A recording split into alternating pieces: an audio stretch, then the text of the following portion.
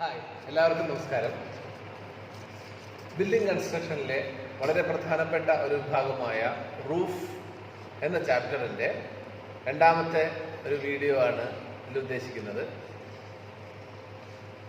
ഈ വീഡിയോയിൽ പ്രധാനമായും ക്ലാസിഫിക്കേഷൻ ഓഫ് റൂഫ് എന്ന ഒരു സെക്ഷൻ ഉൾപ്പെടുത്താനാണ് ഉദ്ദേശിക്കുന്നത്. കഴിഞ്ഞ വീഡിയോയിൽ ടെക്നിക്കൽ ടേംസിനെ കുറിച്ച് വിശദമായി സംസാരിച്ചിട്ടുണ്ടായിരുന്നു. Classification of roof. റൂഫിനെ പ്രധാനമായും മൂന്നായിട്ടാണ് തരംതിരിച്ചിട്ടുള്ളത്. ഒന്ന് പിച്ചഡ് റൂഫ് അഥവാ സ്ലോപ്പിംഗ് റൂഫ്. സ്ലോപ്പിംഗ് റൂഫിനെ പറയുന്ന പേരാണ് പിച്ചഡ് റൂഫ്. രണ്ടാമത്തേത് ഫ്ലാറ്റ് റൂഫ്, അല്ലെങ്കിൽ അതിന് ടെറസ് റൂഫ് എന്നും പറയും. മൂന്നാമത്തേതിന് കെർവ്ഡ് റൂഫ് എന്നാണ് പറയുന്നത്. പിച്ചഡ് റൂഫ് എന്ന് പറഞ്ഞു കഴിഞ്ഞാൽ ഹൊറിസോണ്ടൽ നിന്നും 10 ഡിഗ്രിയിൽ കൂടുതൽ ആംഗിളുള്ള റൂഫുകളെ മുഴുവൻ പിച്ചഡ് റൂഫിലാണ് ഉൾപ്പെടുത്താറുള്ളത്. ഈ വീഡിയോയിൽ പിച്ചഡ് റൂഫിനെ പറ്റി നമുക്ക് വിശദമായി പ്രതിപാദിക്കാം. പിച്ചഡ് റൂഫിനെ പ്രധാനമായും മൂന്നായിട്ടാണ് തരംതിരിച്ചിട്ടുള്ളത്. Single roof, double or purlin roof, trussed or framed roof. ഇങ്ങനെ 3 തരത്തിലാണ് പിച്ചഡ് റൂഫിനെ തരംതിരിച്ചിട്ടുള്ളത്. ഇതിൽ ഓരോന്നിൻ്റെയും ക്ലാസിഫിക്കേഷൻ നമുക്ക് വിശദമായി പരിശോധിക്കുകയാണെങ്കിൽ സിംഗിൾ റൂഫിൻ്റെ കാര്യമെടുക്കാം. സിംഗിൾ റൂഫിനെ പ്രധാനമായും 4ആയി തിരിച്ചിട്ടുണ്ട്. അതിലൊന്നാമത്തേതാണ് lean to roof. Lean to റൂഫിന് മറ്റൊരു പേര് കൂടിയുണ്ട്, വരാന്ത റൂഫ്, അല്ലെങ്കിൽ അതിനെ ഷെഡ് റൂഫ് എന്ന പേരിലും അത് അറിയപ്പെടുന്നുണ്ട്. അതിൽ തന്നെയുള്ള മറ്റൊരു ക്ലാസിഫിക്കേഷനാണ് കപ്പിൾ റൂഫ്, മറ്റൊന്ന് couple close roof, collar beam roof എന്നിങ്ങനെ 4 രീതിയിലാണ് സിംഗിൾ റൂഫിനെ തരംതിരിച്ചിട്ടുള്ളത്. ഇവ ഓരോന്നും ഏതാണെന്ന് നമുക്ക് വിശദമായി പരിശോധിക്കാം. സിംഗിൾ റൂഫില് ആദ്യ ക്ലാസിഫിക്കേഷനാണ് നോക്കുന്നത്. ആദ്യത്തേത് lean to roof. Lean to റൂഫിന്റെ മറ്റൊരു പേരാണ് വരാന്ത റൂഫ്. അതിന് ഷെഡ് റൂഫ് എന്ന പേരിലും അറിയപ്പെടുന്നുണ്ട്. സാധാരണഗതിയിൽ വരാന്തയ്ക്ക് ഉപയോഗിക്കുന്ന തരത്തിലുള്ള റൂഫിനെയാണ് വരാന്ത റൂഫ് അല്ലെങ്കിൽ ലീൻ ടു റൂഫ് എന്ന് പറയുന്നത്. ഏറ്റവും കൂടുതലായി അത് അറിയപ്പെടുന്നത് ലീൻ ടു റൂഫ് എന്ന പേരിൽ തന്നെയാണ്. 2.4 മീറ്റർ വരെ സ്പാനിനാണ് ഈ ലീൻ ടു റൂഫ് ഉപയോഗിക്കുന്നത്. അതിൻ്റെ ഒരു പ്രത്യേകത എന്താന്ന് പറഞ്ഞു കഴിഞ്ഞാൽ അതൊരു മെയിൻ വാളിൽ നിന്നും ഒരു സൈഡിലേക്ക് മാത്രം സ്ലോപ്പായിട്ടുള്ള റൂഫാണ്. ഏറ്റവും സിമ്പിളസ്റ്റ് ഫോം ആയിട്ടുള്ള റൂഫാണ് ലീൻ ടു റൂഫ്. അതിൻ്റെ മാക്സിമം ആംഗിൾ എന്ന് പറയുന്നത് 30 ഡിഗ്രി ആയിരിക്കും. സിംഗിൾ റൂഫിൻ്റെ മറ്റൊരു ക്ലാസിഫിക്കേഷനാണ് കപ്പിൾ റൂഫ്. ചിത്രത്തിൽ കാണുന്നത് പോലെ 2 കോമൺ റാഫ്റ്ററുകൾ, മുകളിലൊരു റിഡ്ജിലും അതുപോലെ താഴെയുള്ള വാൾ പ്ലേറ്റിലുമാണ് ആ കോമൺ റാഫ്റ്ററിന്റെ കണക്ഷൻ ഉള്ളത്. ഇത്തരത്തിലുള്ള റൂഫുകളെ പറയുന്ന പേരാണ് കപ്പിൾ റൂഫ്. സാധാരണഗതിയിൽ 3.6 മീറ്റർ സ്പാൻ വരെ, വുഡൺ ആണ് ഉപയോഗിക്കുന്നതെങ്കിൽ 3.6 മീറ്റർ സ്പാൻ വരെ നമുക്ക് ഈ കപ്പിൾ റൂഫ് എക്കണോമിക്കലായിട്ട് ഉപയോഗിക്കാൻ സാധിക്കും. 3.6 മീറ്റർ സ്പാൻ വരെ. സിംഗിൾ റൂഫിലെ മൂന്നാമത്തെ ക്ലാസിഫിക്കേഷനാണ് കപ്പിൾ ക്ലോസ് റൂഫ് എന്നത്. കപ്പിൾ റൂഫും കപ്പിൾ ക്ലോസ് റൂഫും തമ്മിലുള്ള പ്രധാന വ്യത്യാസം, കപ്പിൾ ക്ലോസ് റൂഫിൽ 2 കോമൺ റാഫ്റ്ററുകൾ തമ്മിൽ ഹൊറിസോണ്ടലായിട്ട് ഒരു ടൈ ബീം വെച്ച് കണക്ട് ചെയ്യുന്നുണ്ട്. കുറച്ചുകൂടി സ്റ്റിഫ്നെസ് കിട്ടാൻ വേണ്ടിയിട്ടാണ്, കുറച്ചുകൂടി സ്റ്റെബിലിറ്റി കിട്ടാൻ വേണ്ടിയിട്ടാണ് ഇങ്ങനെ ചെയ്യുന്നത്. ഇങ്ങനെ ചെയ്യുമ്പോൾ നമുക്ക് മാക്സിമം 4.2 മീറ്റർ സ്പാൻ വരെ ഈ റൂഫ് ഉപയോഗിക്കാൻ. ഇതിന്റെ 4ാമത്തെ ക്ലാസിഫിക്കേഷനാണ് കോളാർ ബീം റൂഫ്. തൊട്ടു മുമ്പ് നമ്മൾ പറഞ്ഞ റൂഫിൽ നിന്ന് ചെറിയൊരു വ്യത്യാസം മാത്രമേ ഉള്ളൂ. ടൈ ബീമിന്റെ പൊസിഷൻ കുറച്ചുകൂടി മുകളിലേക്ക് കയറും. അപ്പോൾ അതിനെ കോളാർ എന്നാണ് വിളിക്കുന്നത്. കോളാർ വെച്ചിട്ടാണ് ഈ 2 കോമൺ റാഫ്റ്ററുകളെ തമ്മിൽ കണക്ട് ചെയ്യുന്നത്. കോളാറിന്റെ പൊസിഷൻ സാധാരണഗതിയിൽ 1/3 to 1/2 ഓഫ് ടോട്ടൽ റൈസ് ആണ് വരിക. റൈസ് എന്ന് പറഞ്ഞാൽ നമുക്കറിയാം റിഡ്ജ് മുതൽ വാൾ പ്ലേറ്റ് വരെയുള്ള ഹൈറ്റിനെയാണ് നമ്മൾ റൈസ് എന്ന് പറയുന്നത്. അതിൻ്റെ 2 മുതൽ 1 ഭാഗം വരെയാണ് സാധാരണഗതിയിൽ കോളാറ് കൊടുക്കാറ്. ഇത്തരത്തിലുള്ള റൂഫ് മാക്സിമം 5 മീറ്റർ സ്പാൻ വരെ നമുക്ക് ഉപയോഗിക്കാൻ കഴിയും. സിംഗിൾ റൂഫിന്റെ ക്ലാസിഫിക്കേഷൻ ഒന്നുകൂടി പറയാം. ലീൻ ടു റൂഫ് അഥവാ വരാന്ത roof, couple roof, couple close roof and collar beam roof. ഇനി നമുക്ക് പിച്ചർ റൂഫിന്റെ രണ്ടാമത്തെ ക്ലാസിഫിക്കേഷൻ. പിച്ചർ റൂഫ് പ്രധാനമായും 3ആയി ക്ലാസിഫൈ ചെയ്യാമെന്ന് പറഞ്ഞിട്ടുണ്ടായിരുന്നു. Single roof, double or purlin roof, truss roof. അതിൽ രണ്ടാമത്തെ ക്ലാസിഫിക്കേഷനായ ഡബിൾ ഓർ പെർലിൻ റൂഫ് എന്താണെന്ന് നോക്കാം. സാധാരണഗതിയിൽ 5 മീറ്ററിൽ കൂടുതൽ സ്പാൻ പോവുകയാണെങ്കിൽ കോമൺ റാഫ്റ്ററുകളുടെ സൈസ് അല്ലെങ്കിൽ ഡെപ്ത് നമ്മൾ വളരെയധികം കൂടുതൽ കൊടുക്കേണ്ടി വരും. അങ്ങനെ കൊടുക്കുന്ന സമയത്ത് ഒരുപാട് കോസ്റ്റ് ചിലവാകും. അത് അൺഎക്കണോമിക്കലായിട്ട് വരും. അങ്ങനെ വരുമ്പോൾ കോമൺ റാഫ്റ്ററിന്റെ സൈസ് കൂട്ടാതെ തന്നെ കൊടുക്കാൻ പറ്റുന്ന ഒരു തരത്തിലുള്ള റൂഫാണിത്. അതിനുവേണ്ടി ചെയ്യുന്നത് വാൾ പ്ലേറ്റിനും റിഡ്ജിനും ഇടയിലായി ഒരു പെർലിൻ കൊടുക്കുന്നു. ഫുൾ ലെങ്ത്തിൽ ചുമരിൽ ഫുള്ളായിട്ട് ചുമരിന്റെ ആ ലെങ്ത്തിന് ഒരു പെർലിൻ കൊടുക്കുകയാണ്. ആ പെർലിൻ കൊടുത്ത് അതിൻ്റെ മുകളിൽ കോമൺ റാഫ്റ്ററിനെ സപ്പോർട്ട് ചെയ്യുകയാണെങ്കിൽ നോർമൽ സൈസിലുള്ള കോമൺ റാഫ്റ്ററുകൾ ഉപയോഗിച്ചാൽ മതി. ഇത്തരത്തിൽ പ്രൊവൈഡ് ചെയ്യുന്ന റൂഫിന് പറയുന്ന പേരാണ് double or purlin roof. Pitched റൂഫിന്റെ 3 ക്ലാസിഫിക്കേഷൻ പറഞ്ഞിരുന്നു. Single roof, double or purlin roof, trussed roof. ഇനി 3ാമത്തെ ക്ലാസിഫിക്കേഷനായ ട്രസ്ഡ് റൂഫിനെ കുറിച്ചാണ് നമുക്ക് ചർച്ച ചെയ്യാനുള്ളത്. സാധാരണഗതിയിൽ 5 മീറ്റർ കൂടുതൽ സ്പാൻ വരികയാണെങ്കിൽ കോമൺ റാഫ്റ്ററിന്റെ സൈസ് കൂട്ടേണ്ടതുകൊണ്ട് അത് അൺഎക്കണോമിക്കൽ ആവാൻ സാധ്യതയുണ്ട്.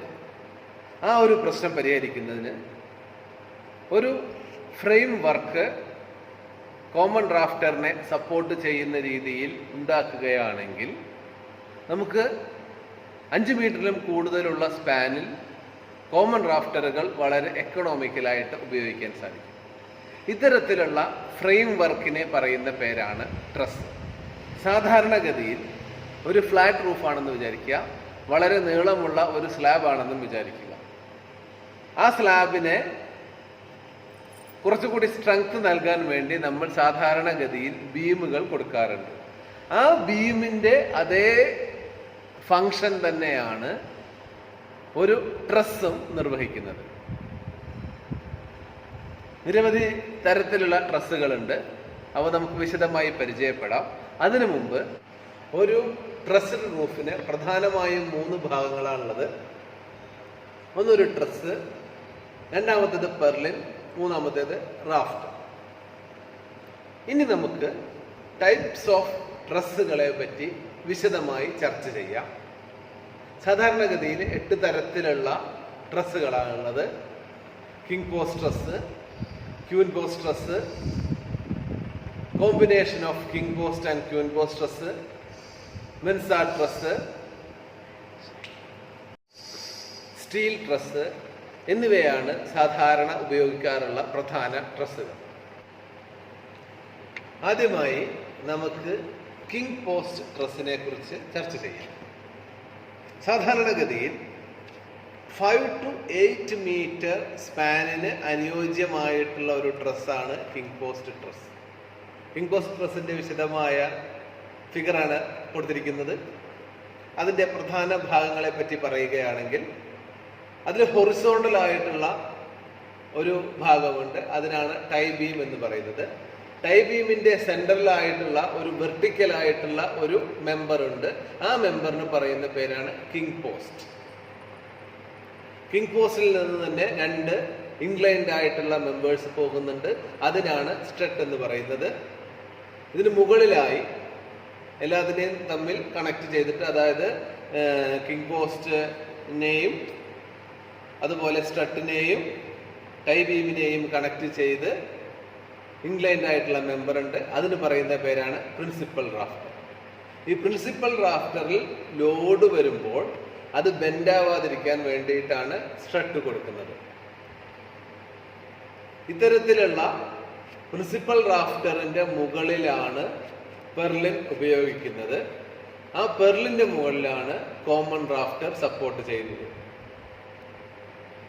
പ്രിൻസിപ്പൽ റാഫ്റ്ററിന്റെ ടോപ്പ് എൻഡിന്റെ ആ ഭാഗത്തായിട്ടാണ് റിഡ്ജ് പീസ് വെക്കുന്നത്. അടുത്തതാണ് ക്യൂൻ പോസ്റ്റ് ട്രസ്. സാധാരണഗതിയിൽ 8 മീറ്റർ മുതൽ 12 മീറ്റർ വരെ, 8 മുതൽ 12 മീറ്റർ വരെ സ്പാനിന് അനുയോജ്യമായിട്ടുള്ള ഒരു ട്രസ്സാണ് ക്യൂൻ പോസ്റ്റ് ട്രസ് എന്ന് പറയുന്നത്. കിങ് പോസ്റ്റ് ട്രസ്സിൽ നിന്നും കുറച്ച് വ്യത്യാസങ്ങളുള്ള ഒന്നാണ്. എങ്കിലും കുറേ കാര്യങ്ങൾ നമുക്ക് അതിലുള്ള ഭാഗങ്ങൾ തന്നെ ഇതിലും വരുന്നുണ്ട്. താഴെ ഒരു ടൈ ബീം ഉണ്ട്. കിങ് പോസ്റ്റ് ട്രസ്സിൽ നിന്നും വ്യത്യസ്തമായി 2 വെർട്ടിക്കൽ മെമ്പേഴ്സ് ക്യൂൻ പോസ്റ്റ് ട്രസ്സിലുണ്ട്. ആ വെർട്ടിക്കൽ മെമ്പറിനെ പറയുന്ന പേരാണ് ക്യൂൻ പോസ്റ്റ്. 2 ക്യൂൻ പോസ്റ്റുകളെ കറക്റ്റ് പൊസിഷനിൽ നിർത്താൻ വേണ്ടി അതിന് മുകളിലായി ഒരു ബീമുണ്ട്. അതിന് പറയുന്ന പേരാണ് സ്ട്രെയിനിങ് ബീം. അതിൻ്റെ ലൊക്കേഷൻ കൃത്യമായി താഴെ സ്ലൈഡ് ആവാത്ത രീതിയിൽ വെക്കാൻ വേണ്ടിയിട്ട് ഒരു ബോർഡ് കൂടിയുണ്ട്. അതിനെ സ്ട്രെയിനിങ് സിൽ എന്ന് പറയും. Queen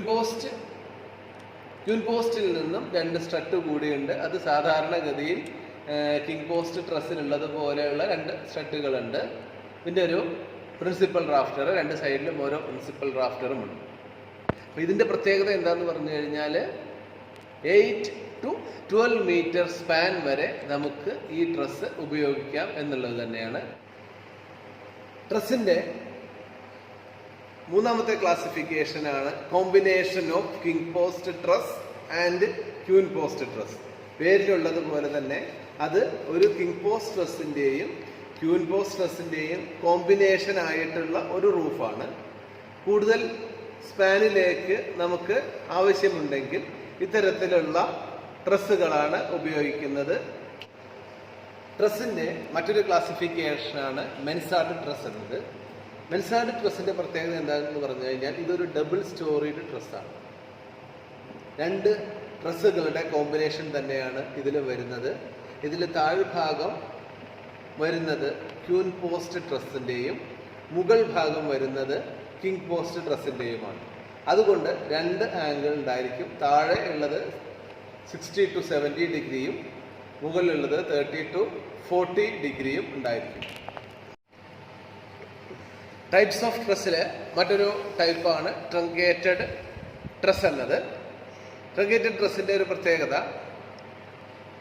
similar to queen post truss ആണെങ്കിലും കൂടി ഇതിൻ്റെ പ്രത്യേകത എന്താണെന്ന് പറഞ്ഞു കഴിഞ്ഞാൽ ഇതിൻ്റെ ടോപ്പ് ഭാഗം ഫ്ലാറ്റ് ആയിരിക്കും. റെയിൻ വാട്ടർ ഡ്രെയിൻ ചെയ്ത് പോകാനുള്ള ഒരു ചെറിയ സ്ലോപ്പ് മാത്രമേ അതിൻ്റെ മുകളിൽ ഉണ്ടായിരിക്കുള്ളൂ. ഇത്തരത്തിലുള്ള റൂഫ് ഉപയോഗിക്കുകയാണെങ്കിൽ മുകളിലുള്ള ബോക്സ് പോലെയുള്ള ആ പോർഷൻ വേണമെങ്കിൽ ഒരു റൂമിൻ്റെ ഇതായിട്ടോ അല്ലെങ്കിൽ ഒരു സ്റ്റോറേജ് സ്പേസ് ആയിട്ടോ ഉപയോഗിക്കാവുന്നതാണ്. അത്തരത്തിൽ ഉപയോഗിക്കുന്ന ഒരു ഡ്രസ്സാണ് ഈ കാണുന്നത്. ഡ്രസ്സിൻ്റെ മറ്റൊരു പ്രധാനപ്പെട്ട ക്ലാസിഫിക്കേഷനാണ് ബെൽഫാസ്റ്റ് ഡ്രസ്സ്. അതിൻ്റെ പ്രത്യേകത എന്താണെന്ന് പറഞ്ഞു കഴിഞ്ഞാൽ വളരെ വലിയ സ്പാൻ 30 മീറ്ററൊക്കെ സ്പാൻ വരെ നമുക്ക് ഇത് വളരെ ഈസി ആയിട്ട് ഉപയോഗിക്കാൻ പറ്റുന്ന ഒരു ഡ്രസ്സാണ്. റൂഫിംഗ് മെറ്റീരിയൽ വളരെ ലൈറ്റ് ആണെങ്കിൽ എത്ര സ്പാൻ വരെ വേണമെങ്കിലും ഉപയോഗിക്കാം. ചിത്രത്തിൽ കാണുന്നത് പോലെ ഉള്ള ഒരു കർവ്ഡ് ആയിട്ടുള്ള ഒരു ഡ്രസ്സാണിത്. പ്രധാനമായും എയർപോർട്ടുകളിലൊക്കെയാണ് സാധാരണ ഇത്തരത്തിലുള്ള ഡ്രസ്സുകൾ ഉപയോഗിക്കാറുള്ളത്. ബെൽഫാസ്റ്റ് ഡ്രസ്സിന് ശേഷം ഏറ്റവും കൂടുതൽ കോമൺ ആയിട്ട് ഉപയോഗിക്കുന്ന ഒരു ഡ്രസ്സാണ് സ്റ്റീൽ ഡ്രസ്. സ്റ്റീലിൻ്റെ ഉപയോഗം ഇപ്പോൾ കൂടുതലായി വരുന്നത് കൊണ്ട് സ്റ്റീൽ ഡ്രസ്സാണ് കൂടുതലും ആളുകൾ ഇപ്പോൾ പ്രിഫർ ചെയ്യുന്നത്. കാരണം സ്റ്റീൽ ഡ്രസ്സ് ഒന്ന് എക്കണോമിക്കലാണ്, ഈസി ടു ഇൻസ്റ്റാൾ, അസംബ്ലിംഗ് വളരെ എളുപ്പത്തിൽ കഴിയും, കൺസ്ട്രക്ഷൻ വളരെ സ്പീഡി ആയിട്ട് കഴിയും എന്നീ ഗുണങ്ങൾ ഉള്ളത് കൊണ്ട് തന്നെ സ്റ്റീൽ ഡ്രസ്സാണ് എല്ലാവരും ഇപ്പോൾ കോമൺ ആയിട്ട് ഉപയോഗിക്കുന്നത്. സ്റ്റീൽ ഡ്രസ്സിൻ്റെ കാര്യങ്ങൾ പറയുകയാണെങ്കിൽ എത്ര ചെറിയ സ്പാൻ മുതൽ എത്ര വലിയ സ്പാൻ വരെ വേണമെങ്കിലും നമുക്ക് സ്റ്റീല് ട്രസ് ഉപയോഗിക്കാൻ പറ്റും.